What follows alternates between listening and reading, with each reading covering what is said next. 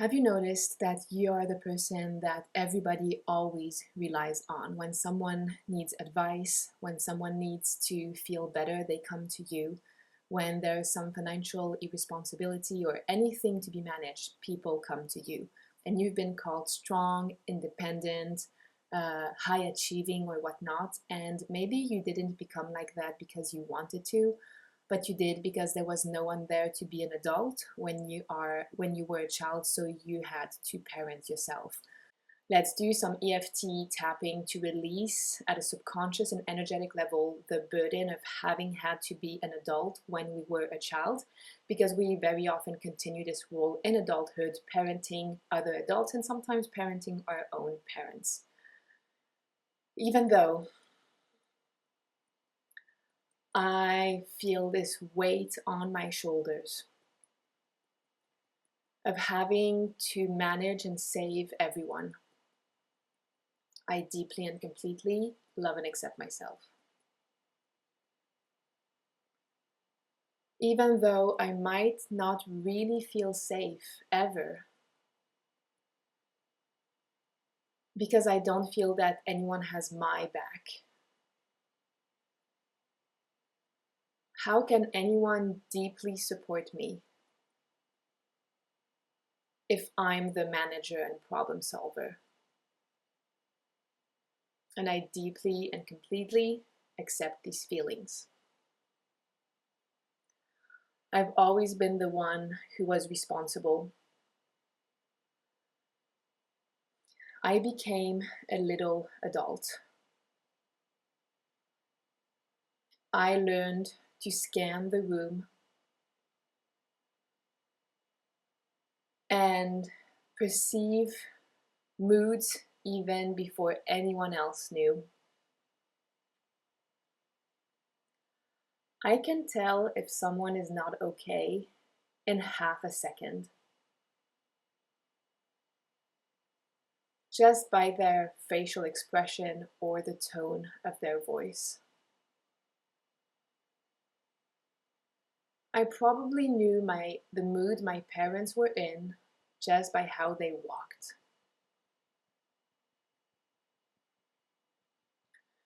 And I needed to make sure everyone was always okay.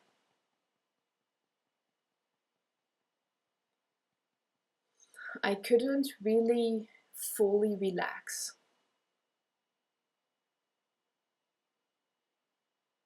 I wasn't able to fully be a carefree child.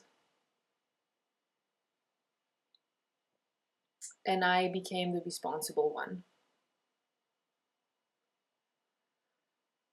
the mature one,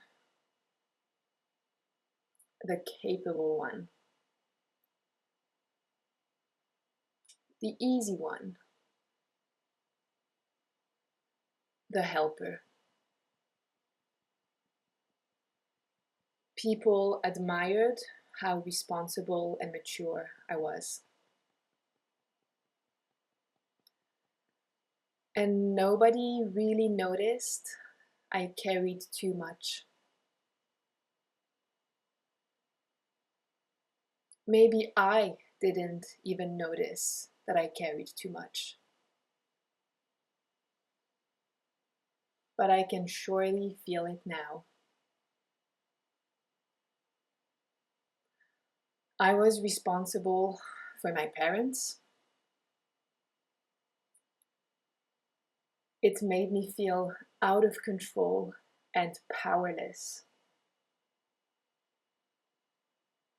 when I saw them upset and helpless.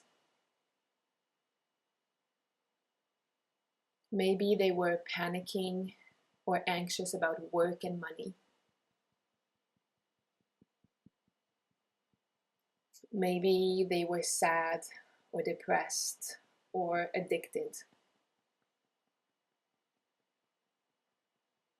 Maybe they would bicker or fight a lot.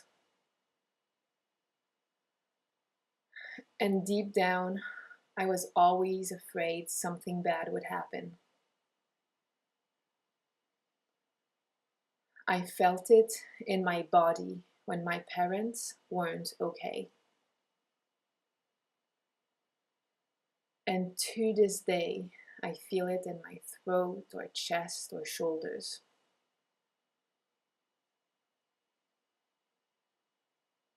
It's like my nervous system immediately tunes into them. And my mind says, how can I fix it? How can I make them better? Because somewhere inside, I knew they wouldn't be okay without me. And I still feel that way. And I also believe I can't be great if they are not. If they are hurting or suffering, I can't be thriving. I can't live my best life with all of the money I want while they are struggling and upset. Maybe I felt guilty when my life was going too well. Or maybe I moved far away so I wouldn't feel all of the problems anymore. I feel so bad when I see them suffer that one of the only ways to feel better is to move away or take distance. And then I feel guilty about that too. It's as if me being happy and rich is betraying them. I have to carry their pain as proof of me loving them. I have to feel bad as proof that I love them. Because if I felt amazing right now, regardless of how they are doing, maybe it would mean I don't care about them. And this is making me feel helpless. I can't win. And I'm exhausted. I am exhausted. I might have fantasies about living alone on a desert island. I have fantasies of winning the lottery and everyone being okay.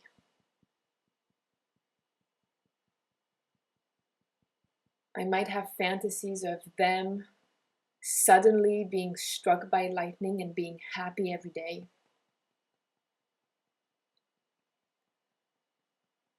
And this is a textbook case of being a child trying to solve adult problems. Problems that no child should ever have to solve. I was put in an impossible situation where I could never win. A child cannot solve adult problems. No one can make anyone else happy. It's an inside job. So no wonder today I'm full of doubt and helplessness. It's called learned helplessness. No wonder I might have imposter syndrome, feeling that no matter how hard I try, it doesn't work. No matter how smart I am, I can't win. This is not the truth, but it feels like the truth to a child who had to be an adult. So I'm choosing to clear some misunderstandings. I choose to clear this part that thinks nothing ever works.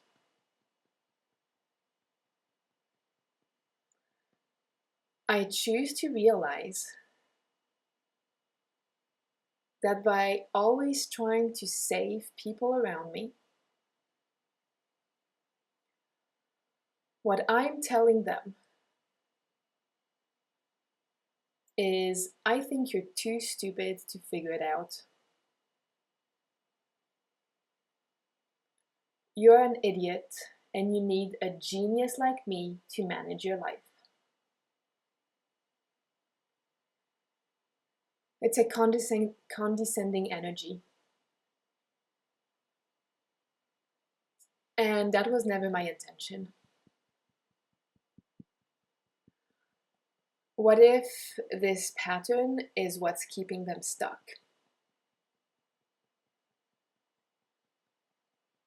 They have me as a safety net, so they never learned to fly. So they lose and I lose.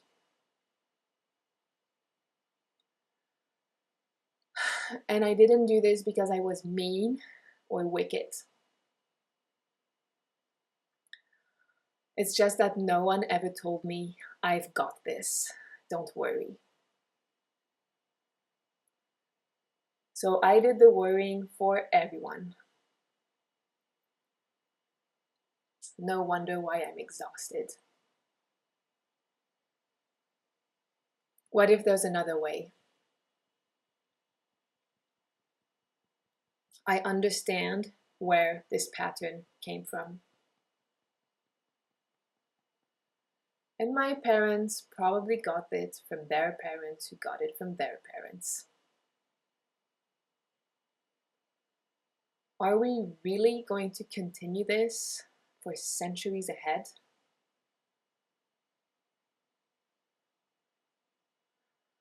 All of this parentification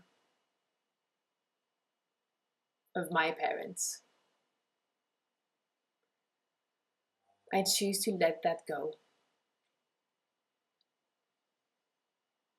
I don't need this survival strategy anymore.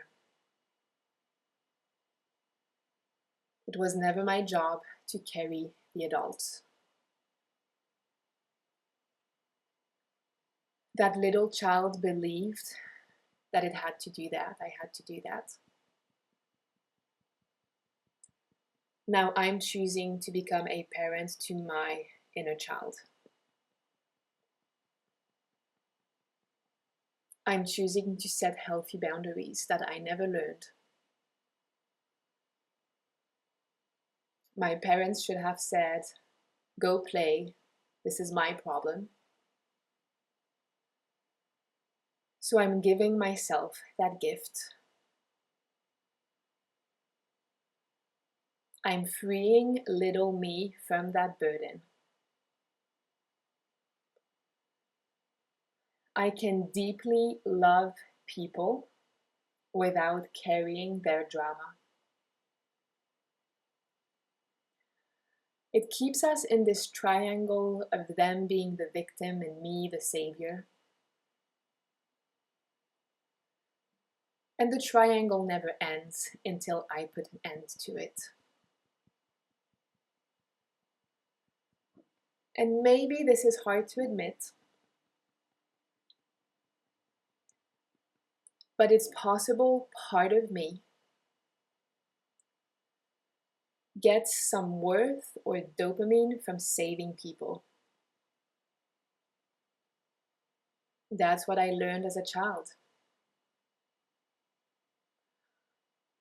I don't want to get my worth for being everybody else's savior. Because if my identity is to be a savior, I will always find or create victims around me. I'm done. I'm cutting the cords to this toxic pattern right now.